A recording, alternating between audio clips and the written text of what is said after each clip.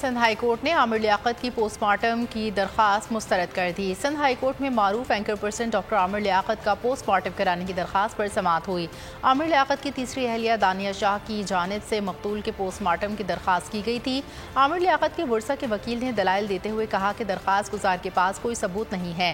درخواست گزار سیاسی جماعت کا کارکن ہے۔ عدالت نے عامر لیاقت حسین کی پوسٹ مارٹم سے متعلق تمام درخواستیں مسترد کر دیں۔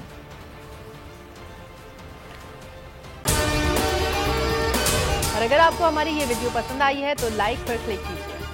بول کسی کے بھی دباؤ میں آ کر اپنے فیملی ممبرز کو علیحدہ نہیں کرے گا۔ بول ہمیشہ عوام کی آواز بنتا رہے گا اور عوام کے مسائل دکھاتا رہے گا۔ بول کی عوام سے خصوصی دعاؤں اور ساتھ دینے کی اپیل۔ سب سے زیادہ ویوز، سب سے زیادہ ریلز اور سب سے زیادہ ریٹنگ کے ساتھ بول اب بھی نمبر 1 پوزیشن پر برقرار۔